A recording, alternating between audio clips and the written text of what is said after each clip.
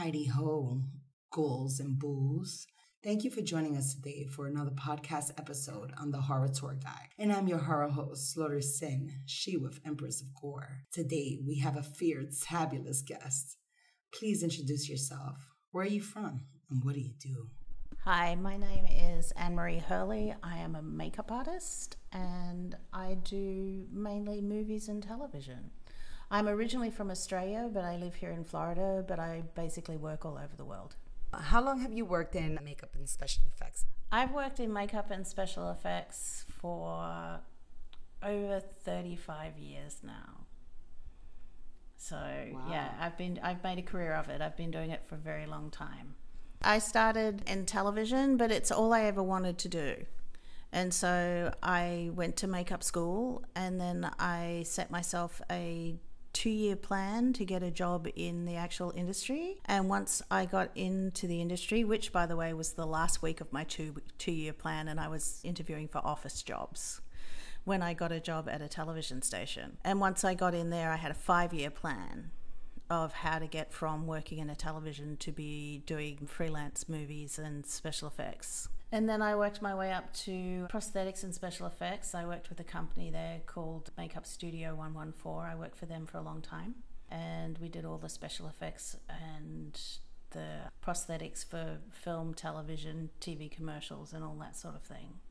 What kind of films have you worked on? Ooh, I've done lots of films. I've done lots of everything. I've done like low budget films. I've done huge budget films. I've done superhero films. You know, I'm not sure how to cover all that. There's a lot.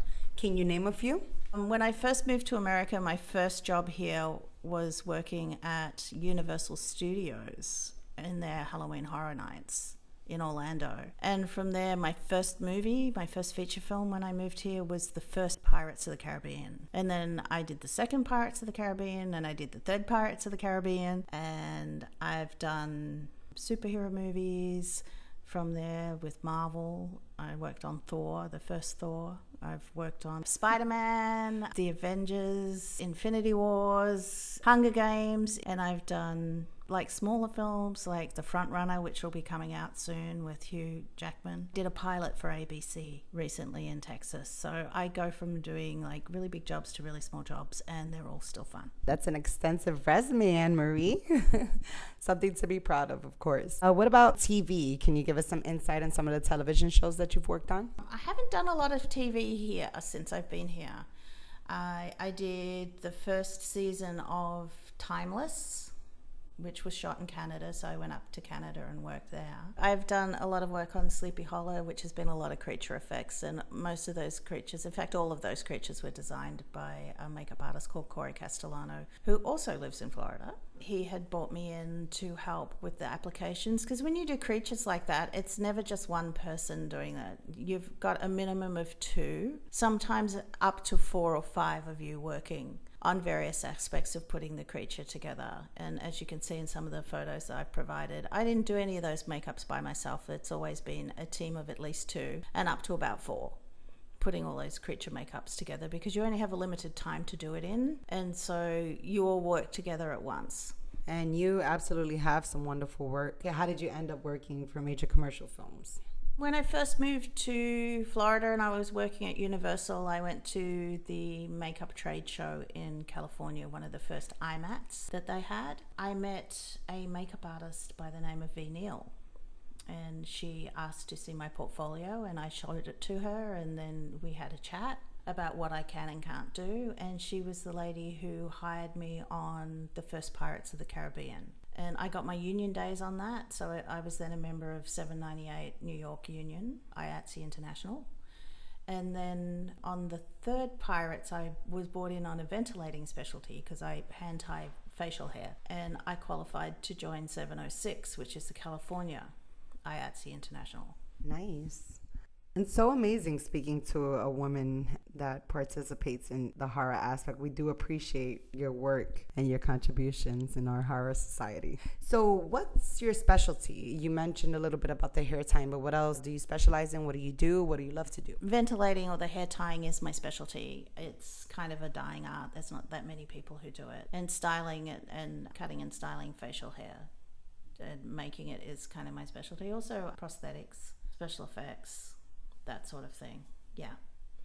I kind of do a little bit of everything. I can do beauty as well. I get hired to do all of them, basically. And it's a nice change every now and again not to be doing dirt and sweat and running up a hill or, you know, walking through a desert or trekking through a jungle. Sometimes it's nice just to be in a trailer doing nice beauty makeup. What can you say was your most exciting gig, Ann-Maree? The first Pirates, I think, because we all knew we were working on something special, but we had no idea how huge it was going to be, basically. And it was different makeup for different times and different climates, and we were using different products, and we were doing makeup in a different way that hadn't been done that way before, by layering paint and things like that. So it was a big learning curve, and everybody basically had a really good time. We were out on a pirate ship in the middle of the Caribbean. That sounds so excellent. Can you explain to us what was your most stressful job or your biggest conflict that you've ever had on set? It's not so much conflict, but the most difficult job I've worked on was the Lone Ranger. Basically because we were out in the desert and it was locations and we moved a lot. There were budget restrictions. We weren't able to get enough help. You need a certain amount of help to be able to do the big crowd scenes and all that sort of stuff. So you're constantly making compromises and things like that, and it was a difficult location. The other one I've done that was been extremely difficult was Fear the Walking Dead, because we shot it in Mexico. And once again, it's budget restrictions, location restrictions, and not being able to get enough qualified help to be able to help you get it all together. It's a difficult job, and you're working 15, 16 hours a day. So it's hard work. Can you explain to us a little bit about the difficulties as to working somewhere internationally, like having a gig that's international, and what kind of conflicts will arise? I've done a number of films that have been shot in other locations overseas, and they all have different difficulties. But, you know, when you're shooting on an island like we were for Pirates, just the difficulty of getting food for a crew the size of the crew we had. They had to ship everything in, and we had to ship all our makeup in. And then you have to manifest everything, so it all has to go through customs. And then you never know whether you're going to get it or not. I shipped all my stuff to Puerto Rico for the Rum Diary, and all my dark tone foundations were taken out of my kit. So when I got there, all my dark tones were missing. Production had to replace them. And for Mexico, we could bring certain things in, but we couldn't take them back out again with their customs. So if you bought a new bottle of Bluebird ink in and you used 3/4 of it, they wouldn't let you take the quarter that was left. Everything had to be in an original bottle. If you downpacked it, as we do as makeup artists, you downpack it into smaller bottles so you can put them in your kit. They wouldn't let you take those back out of the country. So you end up leaving half your stuff behind. Usually I give them to the local makeup artists, but you know, there comes a point where you're leaving so much stuff behind that production has to reimburse you for everything. Trying to find qualified makeup people in other countries is difficult. You know, I'm not saying they're not there, but it's hard to initially find them. So it's quite complicated in actually working your way through all those people to finding people who actually have the skill level that you need to get a job done. Because you know what? Sweat and dirt are hard. People don't know how to do sweat and dirt and character makeup. They can do fine beauty makeup, but a lot of people can't do the character makeup. And so you have to bring people in, which of course costs production more money. Now, Fear the Walking Dead was a bit different because we had a regular makeup department and I was the key, and the department head also came from California, and they had a zombie makeup department, which all those people came from California. But they would bring them in and out all the time. They would never stay for the whole thing, like if we were shooting infected or zombies. They would bring them in for the 3 days that they worked, and then they'd ship them home again. Whereas we were there all the time for the duration of the job. How long is a job like that typically? I was the second key that came in because the first key got a different job offer and had moved on, so she was there for the first half. So I think they started in around March. So she had been there for a couple of months prior to that, so they must have started in February sometime. And then I was there from March until July. So usually it's a long time. When I did Timeless in Canada, I was there for around 6 months. Would you say that was your longest job? No. I think we shot The Lone Ranger for almost 10 months before they went into reshoots. Keeping busy. What would you say is some of your future goals or plans? Anything for us that we can look out for that's coming up? I have a couple of films that I completed some work on last year that are coming out. The Front Runner, which is a story about the Gary Hart story, when he was the front runner to run for president, and the scandal and all that sort of thing that happened, and how that changed the way people reported it. Because before then, people didn't really go after the scandal of politicians. And Gary Hart was the person that basically came out and said, if you think I'm cheating on my wife, catch me. So they did. And that was like how we ended up with tabloid reporting that we have now. So it was kind of a pivotal turning point in the 80s. So that's coming out soon. And I did The Gifted, which is an X-Men TV show where I got to do a lot of mutant makeups and things like that. So I did that last year as well. They all kind of like blend together when you go from show to show to show. I have to stop and think, well, what did I do last year? Do you have any future goals or plans, like anything that you're looking forward to working on, or is there anything that... Everything is really confidential until it comes out. Mm-hmm. So, you know, there's stuff that you may be working on, or there's stuff that's coming up that I can't really tell you about because I can't get into the meat of what it's about. I can't tell you about the makeups. I can't tell you about the story. I can't tell you about what happens because as a makeup artist, we all signed a confidentiality agreement. We can't talk about it until it comes out. Mm-hmm. Basically, once they come out, by all means, we can come back and revisit it. And the studios hold you pretty hard to that confidentiality agreement.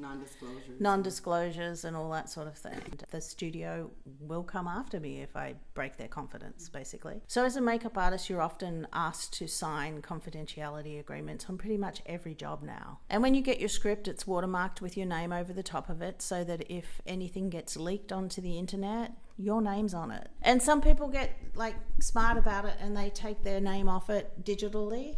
They can find you. It happened on a job I was on where script pages were leaked and the person's name had been digitally removed. The studio hired somebody specifically find out whose name was under all of it to find out where the leak came from. And it's the same when you get screeners, because they send you screeners at the end of the year for voting purposes. You get all the films sent to you. They're all digitally watermarked to you. So if it shows up on the internet, they will find who it was sent to and they will pursue you and they will prosecute you.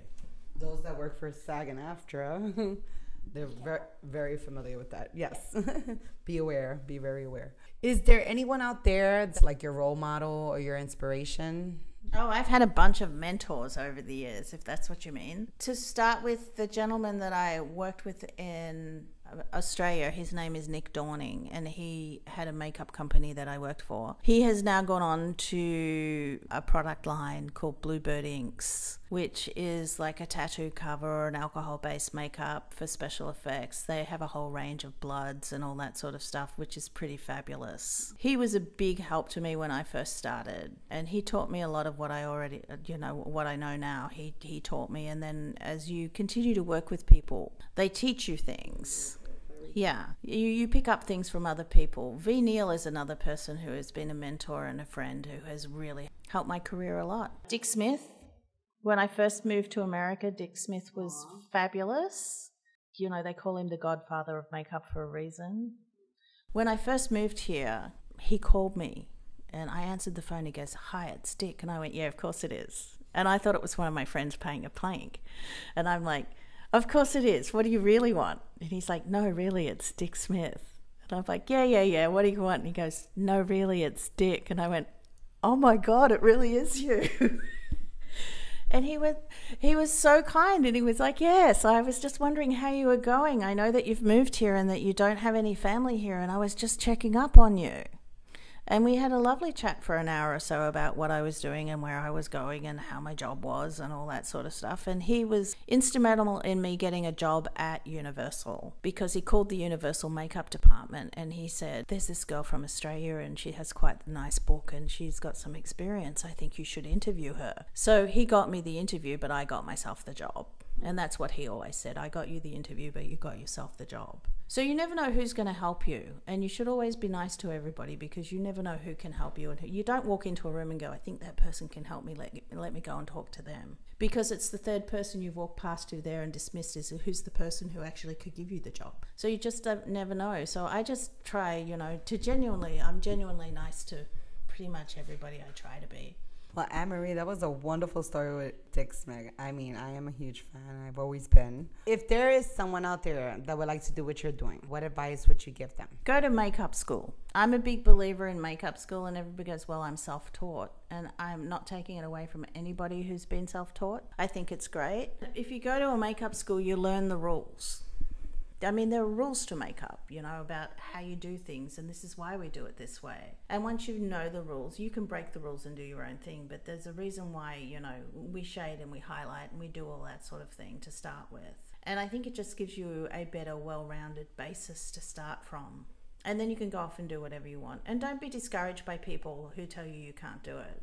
I'm a hick chick from the outback. I live in a tiny, small country town. And I used to tell people I was going to be a makeup artist, and they used to laugh at me. And, you know, even my career advisor at school told me I needed to adjust my goals to a less loftier height because, a teeny tiny country town is where I came from. But, you know, don't be discouraged by people who tell you you can't. You can and you will. Words of wisdom right there. What's your favorite horror film? I really love the Blair Witch Project, the first one, the original, the found footage. I thought it was ahead of its time. It was scary. I really, really liked it. I thought it was clever. And it was made on like a teeny tiny budget, and they made millions of dollars. And then when they tried to recapture the magic in the second one, when they had a bigger budget and all that sort of stuff, it just didn't do as well. So that's probably one of my very favorites. If you had to pick a horror character of your choice, like something that you love or identify with, what would you be? That's a tough question because there's so many great horror characters. I think one of the best, most well-developed, well-rounded horror characters is Freddy Krueger.